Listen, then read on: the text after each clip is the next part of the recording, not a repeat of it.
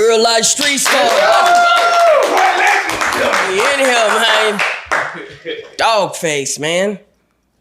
Let me ask you this, bro. Let's start it off. Why do they call you the most dangerous voice in Detroit? Because I say shit that, and I ask questions about shit that everybody want to know about, but people are too afraid to talk about it, too afraid to speak about it. So let me ask you this: why do Detroit niggas rap off beat? I don't think they rapping off beat.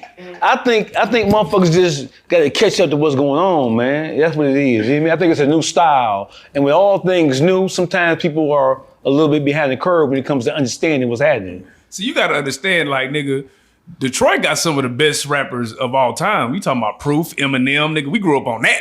Right. So to hear some of the new niggas just be kind of all over the place on the beat, it kind of fucked the nigga up. Well, I'm gonna tell you something, right? So it's the lifestyle, right? So what you're hearing now represented in the rappers like the Peasies, the Babyface Rays, the Skilla Babies, that's always been Detroit's genuine sound. Eminem is a legend in his own right, bro, but Eminem was never a voice for the street. He was never a voice for the chocolate nature of the city of Detroit. So what you're hearing now, that's exactly what it is. That's what I'm saying. I feel like the music that we're hearing from Detroit now is like what it's always been, and that other shit was just some shit that popped. I mean, it was hip hop. Yeah. It was what you heard with the Eminems, and that's not taken away from Eminem or Big Sean or nobody else, but that was hip hop at its time.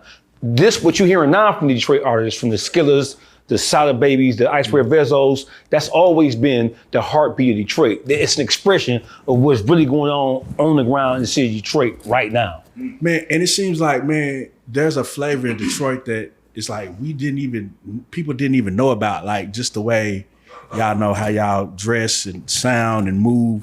Like, when do you feel like that's really, people started really tapping in with that? Around what time? I mean, shit. So the culture of Detroit, it's been that way. It is what it is. It's just the outward expression in terms of people who are not from Detroit or not familiar with Detroit grabbing the whole. Because if you've been coming to Detroit, you know that Eminem wasn't it, right? If you have any family or friends, or if you travel to Detroit yourself, you know the dress, you know the cardies, you know the jewelry, you knew the cars, the minks, the player lifestyle, you knew the culture. But you had to know somebody from Detroit or either have traveled to Detroit yourself. People who have been traveling to Detroit or have family in Detroit, they knew all along that what you're seeing now is exactly what it was on the ground level. Man, every time I think about Detroit in general, I think a flashy nigga, a player nigga, a nigga that, you know what I'm saying? You being, Big D, shout out to Big D, rest in peace to Big D. When I first came across you, he labeled you one of the gatekeepers. Mm-hmm. How did you get that? You know, because a gatekeeper to me is a nigga that can open the door or close the door on your ass. So that means you got a lot of power. How did you ascend to that? Well, shit, just grinding, hard work.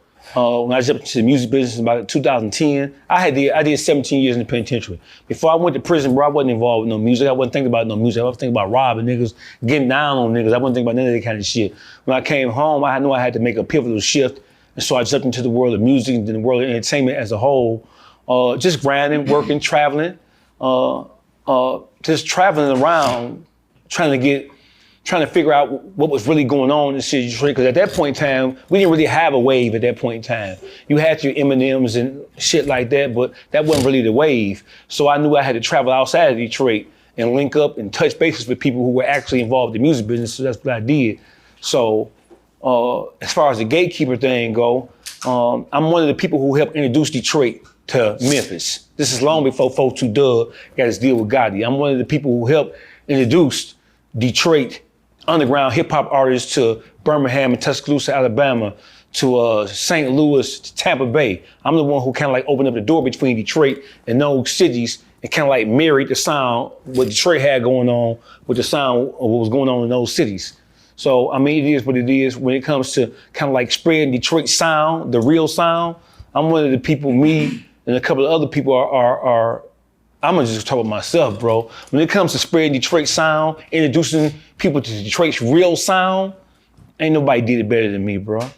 Amen. Outside of the artists themselves who use their artistry to kind of like spread the word, but long before the current crop of motherfuckers who are going crazy right now, long before you knew who they were, I was running around to Alabama, St. Louis, and Memphis, radio stations, the DJs, passing that sound around. Hey man, this is very interesting. I want to talk about, but before we get all the way into the music, you said you went to jail for being a robber. Yeah. You know, in Texas we call them jackers. Yeah. You know, and we always think of the jacker as something that's not legitimate. Like that's not a legitimate way to get money. What made you jump into robbing? Like what was the mindset behind that? The mindset was, why in the fuck would I sit out there and sell dope all goddamn day when I can let you sell the dope and go take it from me because you really a bitch motherfucker. The average motherfucker who really moving and shaking in the dope game, really a whole nigga, bro. And the higher you go, the more of a bitch ass nigga those niggas really be.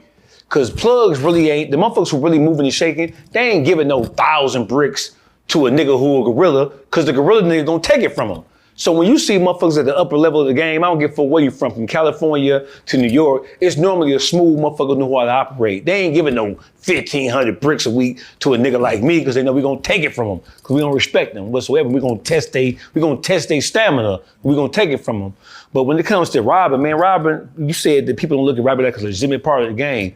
If I rob a bank, is that legitimate? Is that gangster shit? If I'm a bank robber? Absolutely. Okay, so listen. So listen, so I don't know where that shit came from. That's just a modern, goofy ass shit. Robbery is a part of the game, right?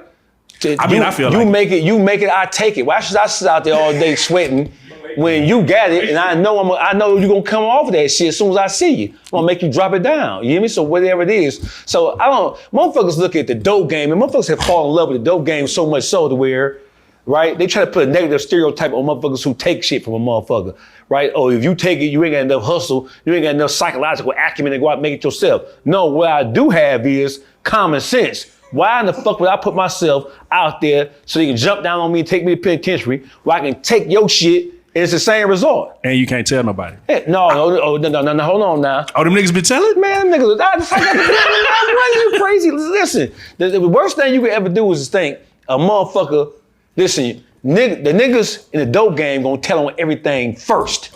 Oh, wow. They gonna tell on shit first. You would think that, okay, if I rob a motherfucker in the street, he ain't gonna go to the police. But these niggas is so bitch made and so operate like hoes so much now to where they believe that you ain't supposed to do nothing to them except let them do what they doing. No, nigga, if I see you, it's how I used to think. I'm a retired robber. For you sure. hear me? I'm a retired robber. But my whole philosophy was I'm taking that shit. And the first time I ever got locked up for robbery is because I robbed a drug dealer. And the drug dealer called the police and told the police I robbed him for something else. Nigga said I took a chain from him, but it wasn't a chain. It was, but he was so frustrated with me that he wanted to see me locked up because there wasn't nothing he could do about it. He couldn't see me because I was on that tip. Right.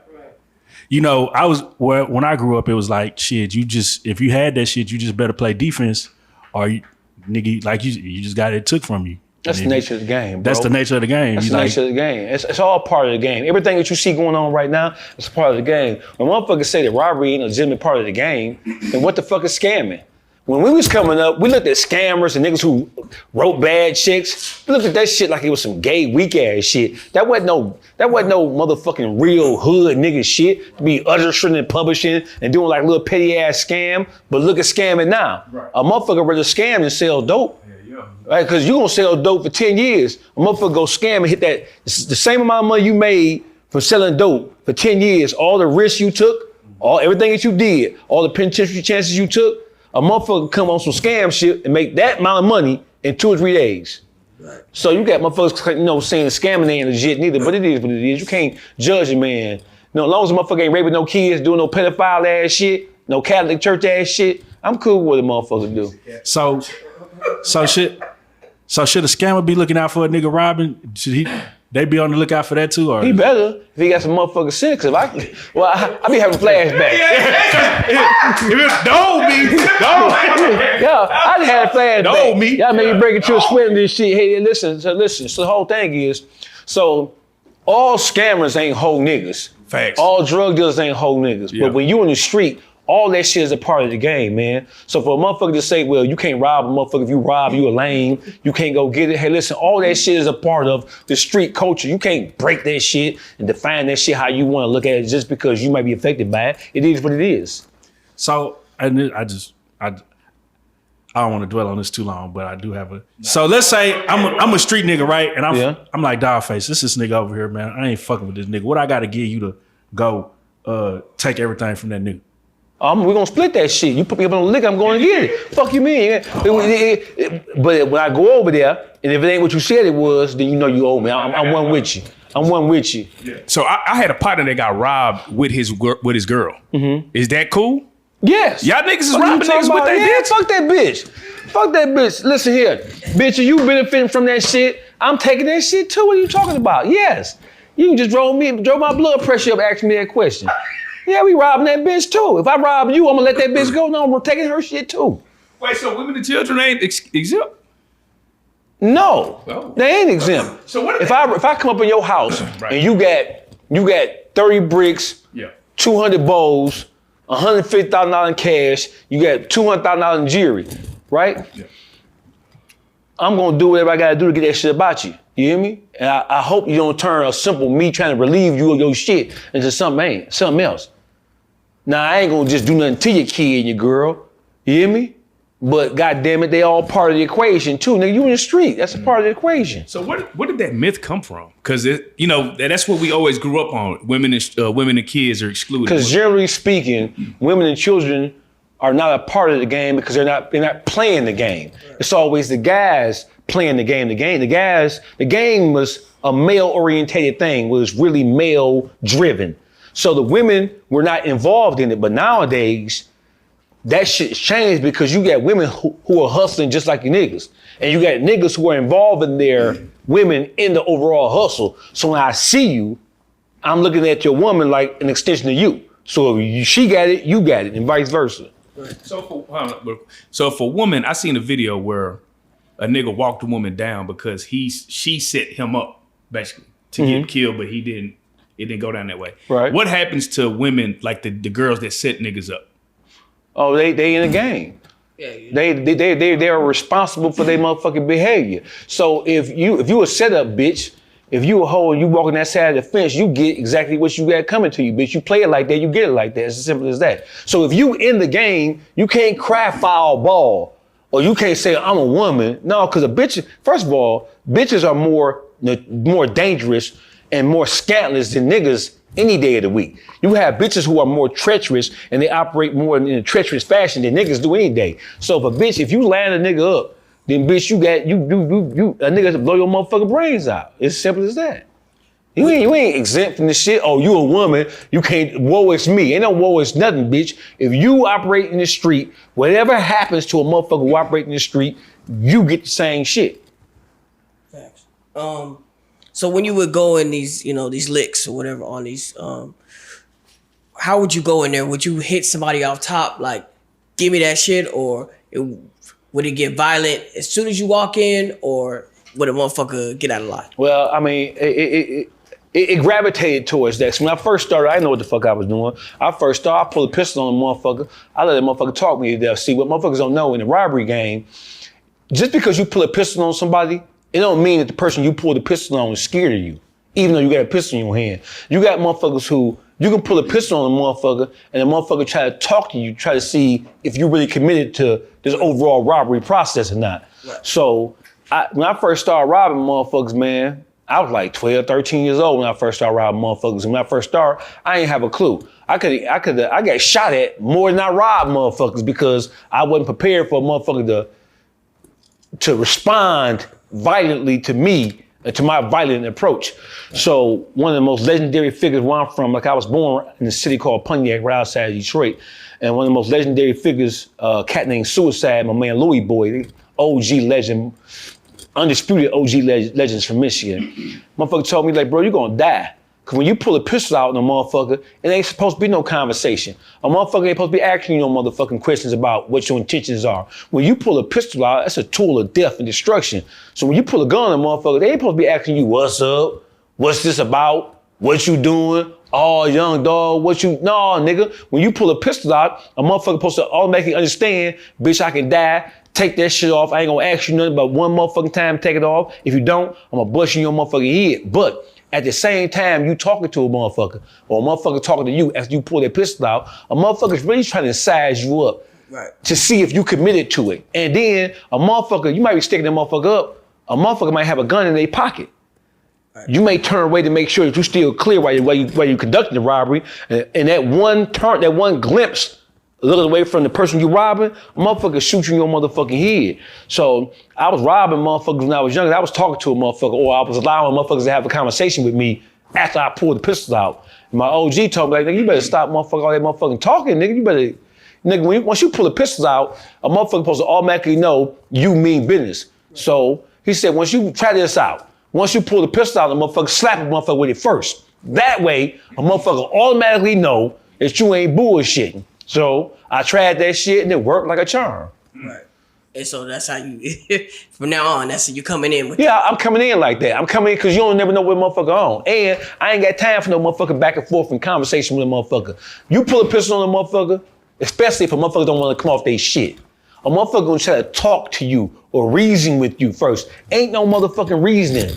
Yeah. I came in here to make this shit happen. I ain't come in here to talk with you, to hold no motherfucking peace conference with you. This ain't no motherfucking Israeli, motherfucking Palestinian peace conference, bitch. When I pull that pistols out, if you talk to me, then you disrespecting me with this motherfucking robbery that's gonna happen here. Oh, I've had partners on the opposite side of that what they would enjoy to talk to that person because they said it was the thrill talking them through their shit. Like, hey, bro, do this, do that, control. Like, so what do you say to that person like that? What you mean? You mean like, I'm doing all the talking. I'm gonna continue to talk to you this whole time. Why you robbing me? Yeah, like I'm robbing you. Like, hey, bro, do this, move this way, shut the fuck up. How was your day? Like, well, sometimes you do gotta instruct the motherfucker who's being relieved of their shit. Right. Sometimes you do got to instruct them into what you want them to do. So sometimes it may be a conversation, but generally speaking, once I pull that pistol out, you know what it is. You know what I came here for. If you could speak on it, can you tell us about like a robbery that went bad? What's like the worst thing that's ever happened during a robbery? Gambling joint, Gabby's, Tyson gambling joint, Pontiac. I went there. It was some cats outside shooting dice outside. They wasn't inside the gambling joint. It was outside the gambling joint. And I'm young, right? And I know I got to jump on them. I know I got to drop on them. And I was talking. That motherfucking talking, letting the motherfucker talk to me. Letting the motherfucker try to convince me that I'm doing the wrong thing. Just talking at me. When I pull that pistol out, young dog, what's up, man? I don't do that, man. I know your mama. I know your daddy. Ain't you so-and-so son? Blah, blah, blah, blah. And while I'm processing what they telling me, dog over here, he up on me and start striking at me. That's one of them lessons. All that talking, ain't gonna be no motherfucking talking. Once I pull that pistol out, bitch, you gonna respect me or you gonna die. Robbing niggas that you might know. What's the protocol like? That you like? That you know. Like I know, bro. We went to school. He ain't my crew. I don't give a fuck nothing about that shit. So no relation don't matter. No, I don't give a fuck. That's like most motherfuckers. Like, let's draw a comparison. Yeah. Most of the people who are, let's go to California for a second. Yeah. Most of the Crips and Bloods, they grew up going to school together. For sure. They grew up knowing each other. They got family. They're related for the most part. You got Crips on one side of the family. Let's talk about Chicago for a second. Right. After they tore those projects down, the Cabrini Greens and all the rest of that shit, right? The IDB Wells, that forced all of the gangbangers who was living in the projects into neighborhoods. That's how we got the 63rds and the 64ths and 65ths. 30 years ago, all of them motherfucking gangbanging ass niggas who GDs and BDs and vice lords, they was in the project, so you knew what territory was what territory. Now it's different now. The whole thing is, man, I don't give a fuck if I know you. If you ain't part of my crew, you ain't part of my crew. Most of the gangbangers who grew up trying to kill each other right now, they went to middle school and elementary together. They know each other. They don't stop a motherfucker from trying to kill a motherfucker or trying to take some from motherfuckers. I know you. Right. What about, how come we only rob our own and we don't rob the white man? Like, what is that about? Like, I robbed the white man too now. I don't know. I'm a rob. That's the best type of robbery you can do. But see, the whole thing is, that go back to, like, niggas are scared of white people, generally speaking, bro. You know what I'm saying? So, like, in Detroit, it's a thing called going across 8 Mile. When you go across 8 Mile, 8 Mile is the border between the suburbs and the inner city. So once you cross 8 Mile, I don't give a fuck what end, east or west, you in a white-controlled county. So motherfuckers knew that if you got caught doing what you was doing in the suburbs, the same shit you would've got 2-3 years in prison for in Detroit, if you do the same shit across 8 Mile, you getting 20 years for that shit. So that, and them hunkies designed it that way to scare the niggas off from coming across 8 Mile committing crimes. So yeah, you know, it's consequences that come with that. You rob somebody black, you feel like they ain't gonna tell on you. You rob somebody white, you know once you get caught, you know your ass getting jammed up. I mean, it's crazy because Detroit, y'all did have a riot.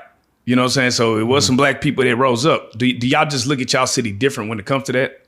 That's a whole different generation, bro. Most of the people who operate in Detroit right now, they don't even remember the riots. That was 1967, bro. Right. You gotta be an OG to really know, understand, to appreciate what that is. Detroit is a whole different place in 2025 than it was in 1967, bro. It ain't the same kind of vibe. Most of these young motherfuckers are unaware of circumstances. They're unaware of the history. They're unaware of, man, the average motherfucker in the city of Detroit don't know a motherfucking thing about the history, the civil rights struggle, or all the shit we went through to win our freedoms and to gain the rights that we have right now. Because you broke it down on the interview talking about how a lot of people from the South migrated to the east side first of Detroit. Yeah. And that's why it's so many, the urban population is so big out there, you know what I mean? Yeah, when motherfuckers started migrating to Michigan as a whole, specifically Detroit, the west side of Detroit was 99% white. So when motherfuckers from Arkansas, Alabama, Mississippi moved up to Detroit, they moved up to the east side of Detroit, which was known as Paradise Valley. That was the east side of Detroit, the lower east side of Detroit. You know what I'm saying? So that's why Detroit was like a black mecca. Right. That's why the east side of Detroit was like the birthplace, or where the origins of black people migrating from the south up to Detroit. You had to go to the east side because the west side was predominantly white. You couldn't go over there unless you had a pass. And then it was divided between the south side of Detroit, which is not really a south side, but it was like the southern portion of Detroit and the northern portion of Detroit. Anything past 6 miles, 7 miles, 8 miles, like the Eminem shit, if you were in the 1950s and 60s, if you were on 7 Mile or 8 Mile, it's all black now. But back 50, 60 years ago, that shit was white. And if you was up there, you had to have a pass. You had to be working. You had to have a working pass as a janitor or as a housekeeper or as a lawn caretaker or something like that. You couldn't be on those 7, 8. In 1950s and 60s, if you was black, you couldn't be on 6 Mile, 7 Mile, 8 Mile because that was white controlled territory. Have you ever been robbed? Of course. Right. And how did you handle that situation? I was mad motherfucker. I see you dirty bitch, you dirty rotten bitch. You wasn't raised right, bitch. You weren't raised, you dirty bitch, you. Yeah. How'd he do it? Did he hit you with the gun? No, he ain't hit me with the gun. He had to kill me, bro. You can take this shit. I'm the kind of motherfucker, if you catch me, see, as a robber, you got to understand, robbery is an art form. Right. This is like painting a picture like Picasso. So I looked at the motherfucker, and once I saw how serious he was in his stance, in his face, you can look at a nigga eyes and tell if a nigga serious or not. So once I looked at the motherfucker, I said, oh, this nigga, he's serious. You know, take this own shit off and get in this. Take the little punk ass shit off, because the key is don't turn no 211 into a 187 about this shit. I ain't gonna die about this shit because I can get this shit back. So what advice would you give to someone, being that you've been on the other side? Like, when you see somebody, like how should someone move? How should they be to not get robbed? Shit, man. You just gotta be aware of your circumstances, be aware of your surroundings.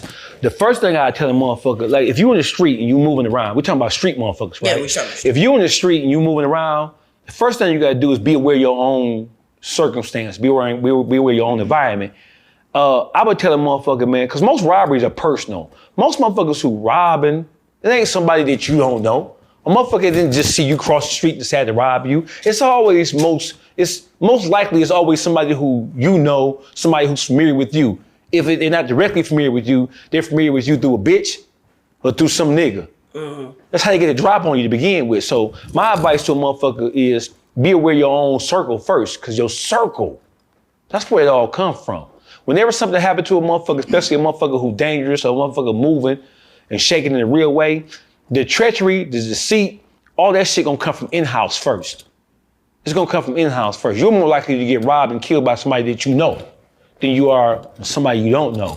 That treachery shit is gonna come from inside first. If you having your way, you having any motion, you get any real money, you gotta watch your own environment, your own people, your own family members, the bitches you fuck with. Them hoes gonna get your ass put in the dirt. Cause them hoes ain't loyal to you, despite the fact you think they are.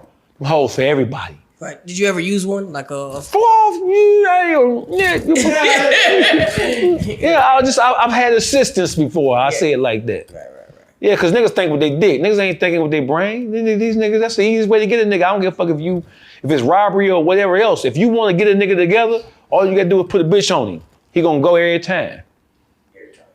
Man, in one of the interviews, man, you said something that was real interesting. You said that most of the niggas that sell dope got a connection to the law and they really be on some telling shit anyway. That's true. Break that down. Cause that fucked me. Cause you know, you see in the movies where they be like, hey man, that boy over there got them bricks, man.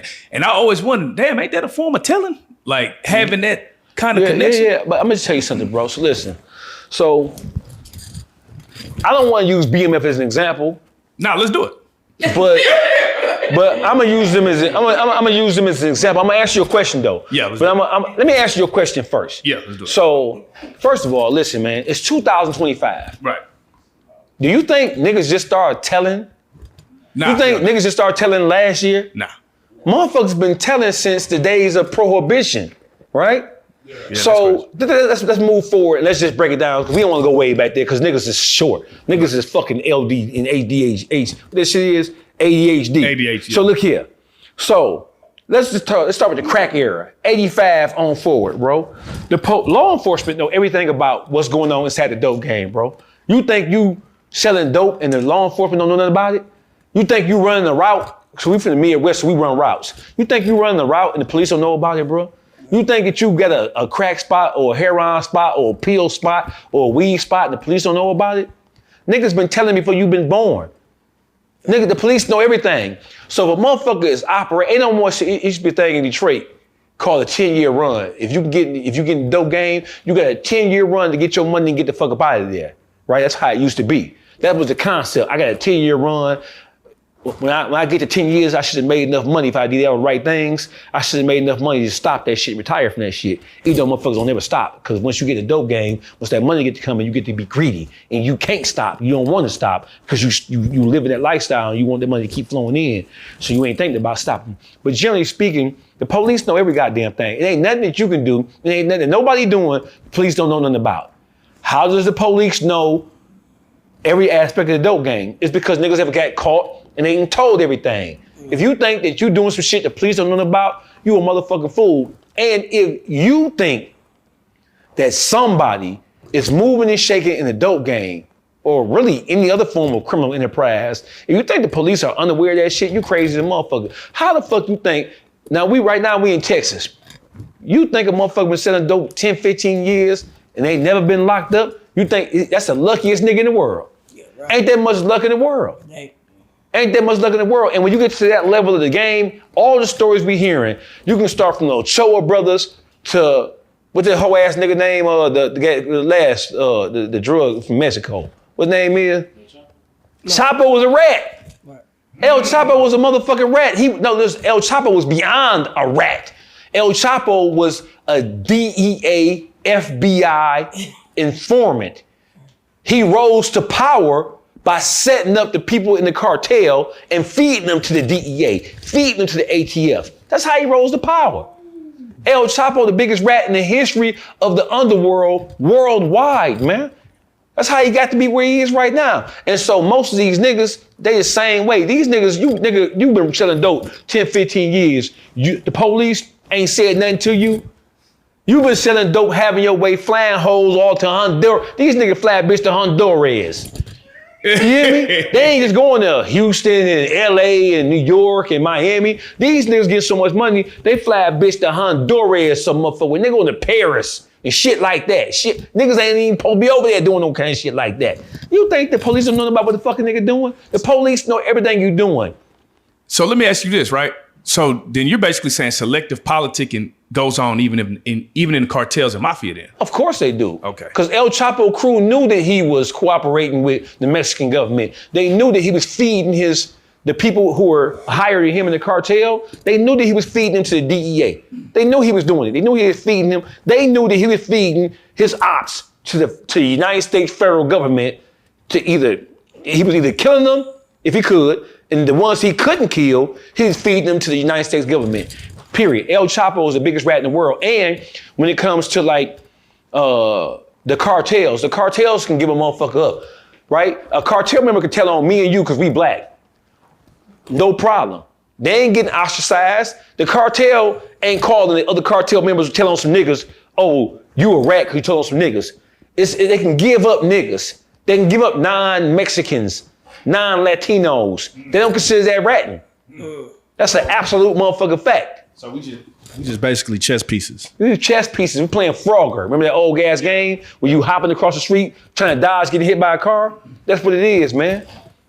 Damn, nigga said the Frogger. So let me ask you, wait, so Frank Lucas, when he snitched on the laws, do you consider that ratting? Yes. See, but why can they do it and we can't? It's cool when they do it. Because listen, as black people, bro, we've always, listen, when it comes to law enforcement and black people in this country, you gotta understand that we look at law enforcement, we gotta go back to the slave days, bro. We gotta go back to slavery. Law enforcement in this country, really, when it comes to black people, right? It was created to police and control black people.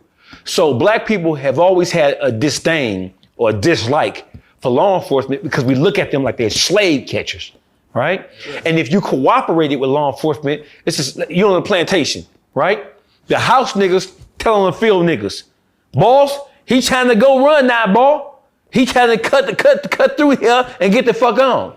So we look at that shit like if you tell on us, you the worst thing, ain't no worse than that. Right. So we look at it like a slave and a slave catcher mentality, right? And the original lawman, as far as black people understand in this country, it was the people who cooperated, it was the slave catchers. So if you aid and assist in trying to apprehend or stop a black person from getting off, then we look at that shit with the ultimate amount of disdain in our heart for that shit. So black people are actually, when it comes to, like, we operate with a set of rules that no other race in this country operate with. Because when you look at the Italians, when you look at the Bumpy Johnsons and the Madam Sinclair, those are real people.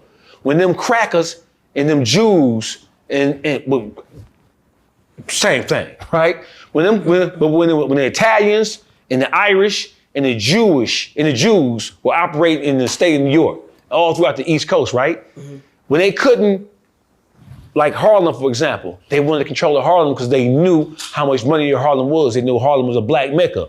When them mafia members, when they couldn't kill Bumpy Johnson, when they couldn't get rid of him, when they couldn't kill Madam Sinclair because she had so much protection around her, what they do? They put the police on them. Mm-hmm. They put their judges on them. They put their prosecutors on them. That's ratting. So the mafia, all this shit about the omerta shit, don't tell, and all that other kind of shit, that's never been true. Because the mafia, them Italian Dagos, them Jews, and the motherfucking Irish motherfuckers is the biggest rats in the history of the world outside of El Chapo. So the whole El Chapo shit is nothing new because they got that same tell on them, just don't tell on us shit from the Italians. That's crazy because the niggas that swear they don't rat and don't fuck with rats be having them type of niggas on their wall and glorifying them. Man, hey, listen, when it comes to this shit about niggas don't fuck with rats, let me give you an example. Whack 100.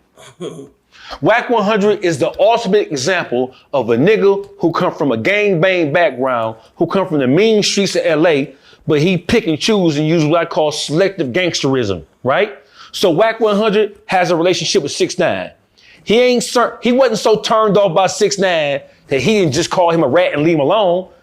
If he saw an opportunity to make some money with 6ix9ine, he was gonna work with him no matter what. But at the same time, Whack 100 would call BG a rat. He'll call Boston Richie a rat. He'll call this nigga rat, that nigga rat, right? The latest thing with him and the whole Young Thug, that's a perfect example. The perfect example. Whack 100 at first, when they put the question to him, he said, yeah, he was doing a little bit too much talking in interrogation, but I fucked with him, so I ain't gonna label him no rat. Right.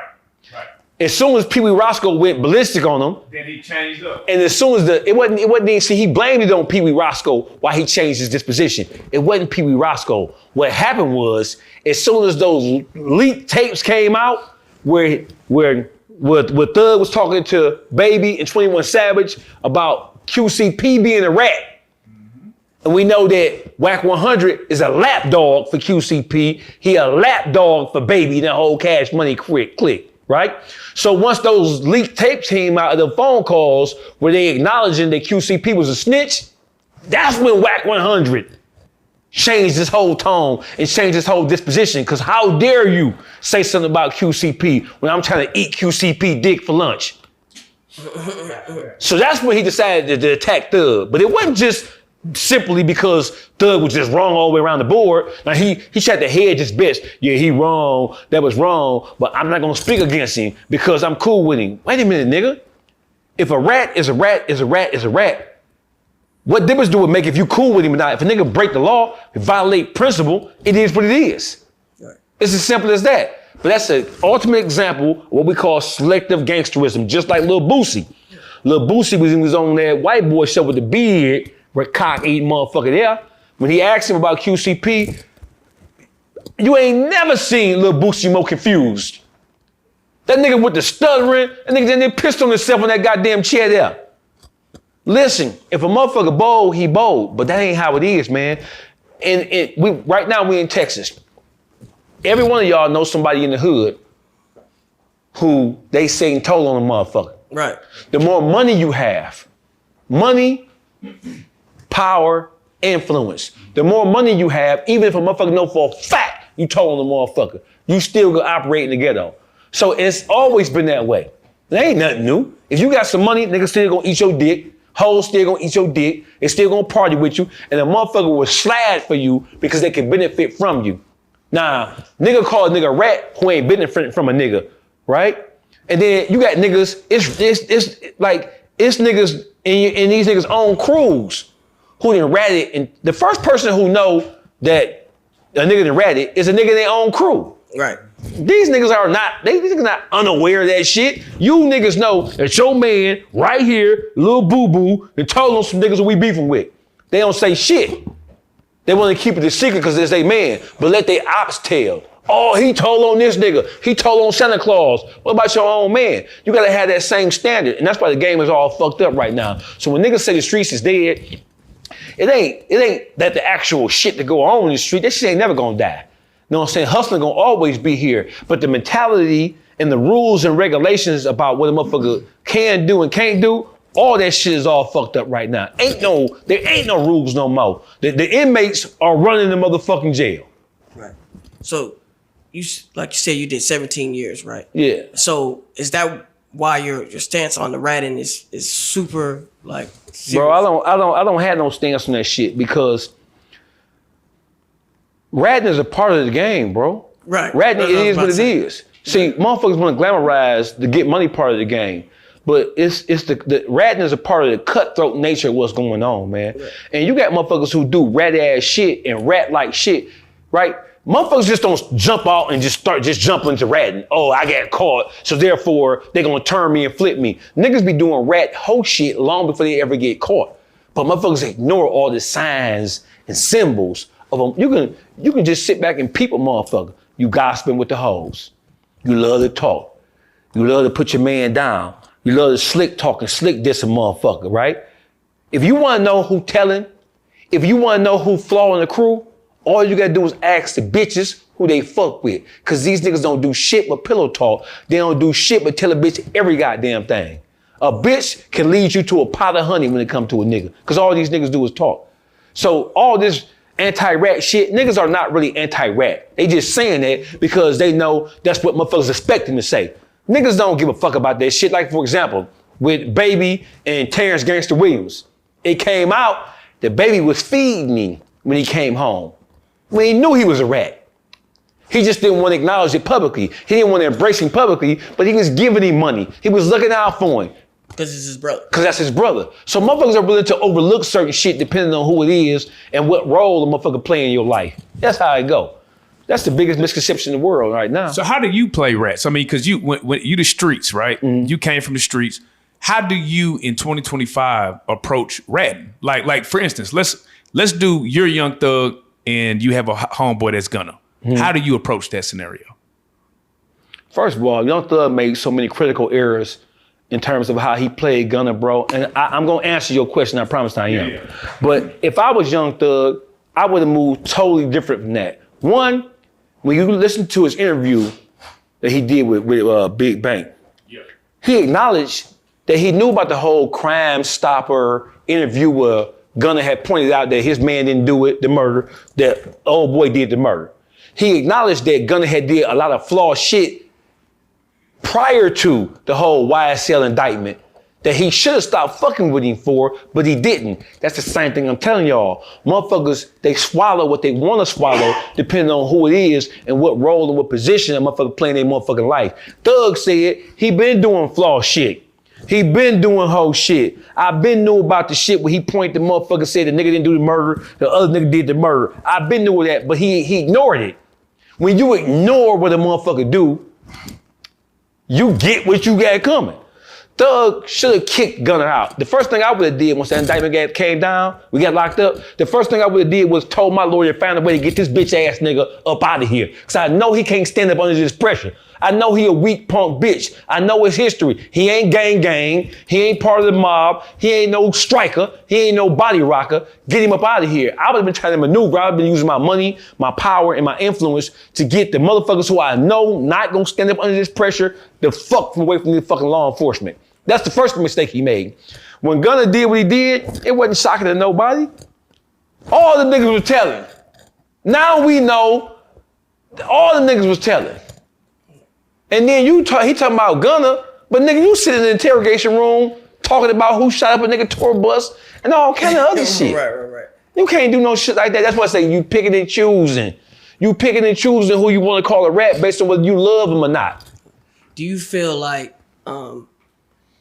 people that are around you should be 100, or do you feel like a Gunna is a necessary person that should be around you, like a necessary evil, or like just because he's talented but he might not be that gangster or something like that? Do you feel like they all have a place around you? Good brother, Gunna was never Gunna not gang.